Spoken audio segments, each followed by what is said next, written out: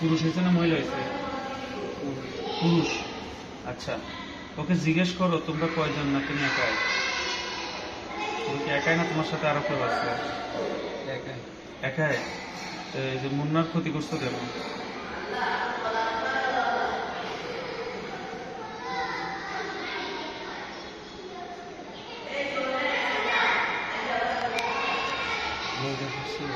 বলতে চাচ্ছে না? তোমার বলো সমস্যা কি?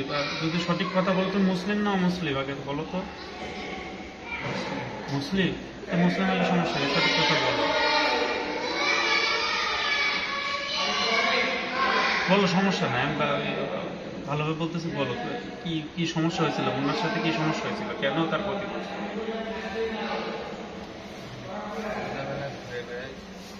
সন্ধ্যাবেলা ঘুরে বেড়ায় এই জন্য? তো ঘুরতেই পারে। তোমার কি কেউ পাঠাইছে? হ্যাঁ, কি পাঠাইছে? হ্যাঁ, নাম বলা যাবে না। কোন তান্ত্রিক কবিরাজ? হ্যাঁ, আচ্ছা।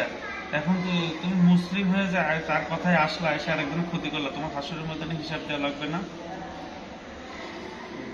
তোমাকে জাহান্নামে আগুনে পড়তে হবে না বলো? তাহলে তুমি কেন করলা? তোমার কি জোর করে পাঠাইছে নাকি তোমার বলছা চলে আসছে? তোমার মারে?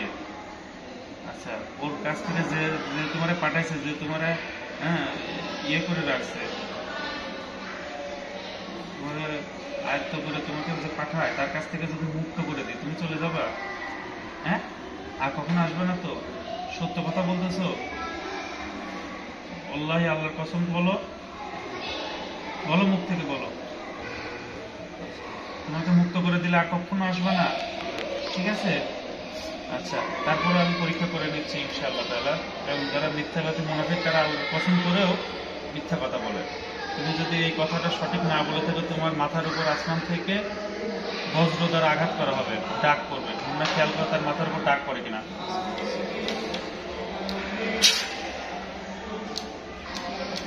তার মাথার উপর ডাক করেছে? হ্যাঁ, তার মানে চালাকি বললো, মিথ্যা কথা বলেছে।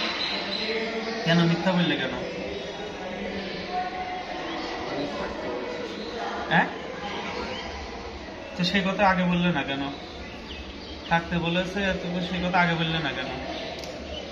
সে কি এই গ্রামেরই দুই পাঠাইছে নাকি দূরের? এই গ্রামেরই। আচ্ছা,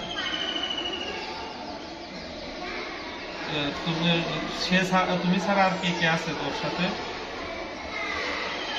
3-4 জন। তোমারাই সব খালি পাঠাইছে, একা দায়িত্ব দিছে নাকি আরো তাদেরকেও দেয়?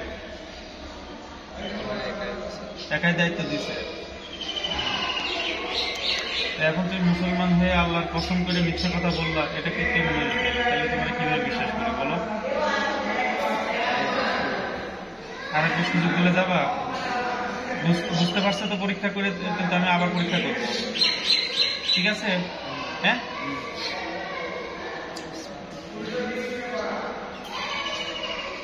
যদি আবারও মিথ্যা কথা বলে থাকে, আবারও মিথ্যার আশ্রয় নেয়, এই মিথ্যা যদি সে অবলম্বন করে থাকে, তাহলে কখনকালেও এই বজ্রতার আঘাত থেকে সে ফিরতে পারবে না, ফিরাইতে পারবে না।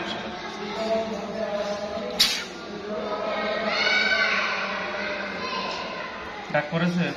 হ্যাঁ, তাহলে সঠিক কথা। তুমি তওবা এবং ইস্তেগফার করো, তওবা ইস্তেগফার করো। আস্তাগফিরুল্লাহ ওয়া আতুবু ইলাইহি। আমি আর কখনকালেও কোনো মুসলমানের ক্ষতি করব না, ইনশাআল্লাহ। ঠিক আছে, আমি তার সাথে তোমার সকল সম্পর্ক বিচ্ছিন্ন করে দিচ্ছি, সে আর তোমাকে খুঁজেও পাবে না, ঠিক আছে? তুমি ইবাদতের মধ্যে থেকে দূরে চলে যাবা।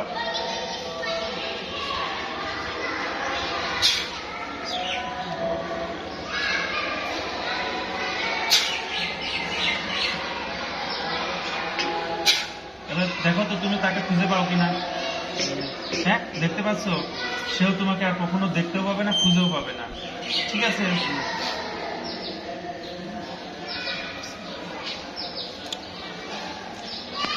তুমি নামাজ কালাম করো? হ্যাঁ, আচ্ছা, নামাজ কালাম করবা। তুমি কি তোমার আর আত্মীয় স্বজন কেউ আছে? হ্যাঁ, তাদের কাছে চলে যাবা। তুমি কিছু খাবা? খাইতে চাও জান্নাতের ফলমূল? মিষ্টি খাবা? মিষ্টি খাও? হ্যাঁ, আচ্ছা হা করো, হা করো, আকাশের দিকে তাকিয়ে হা করো।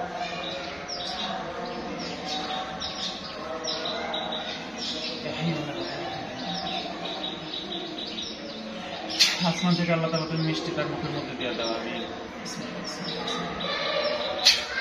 মিষ্টি পড়ছে গেল ভিতর?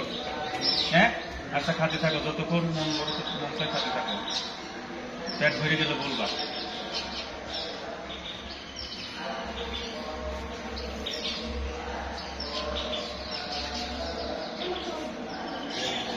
আলহামদুলিল্লাহ, আলহামদুলিল্লাহ, মিষ্টি পড়া বন্ধ হয়ে গেছে দেখছো?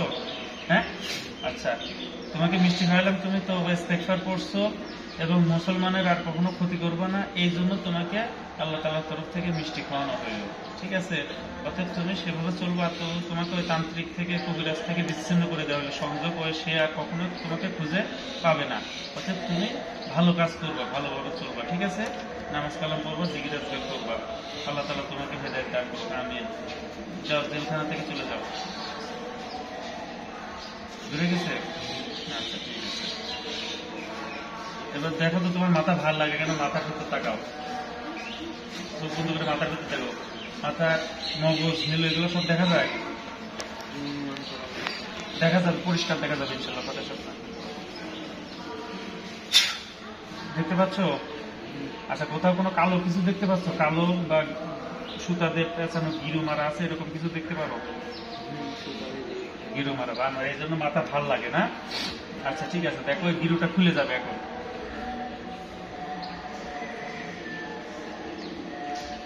দেখো গিরুটা খুলে গেছে, খুলছে। আর কোথাও কালো বা গিরু আছে মাথায়? হ্যাঁ, কালো দেখা গেছে, দেখো কালোটা সাদা হয়ে যাবে। হয়ে গেছে সাদা। আর কোনো কিছু আছে মাথায়?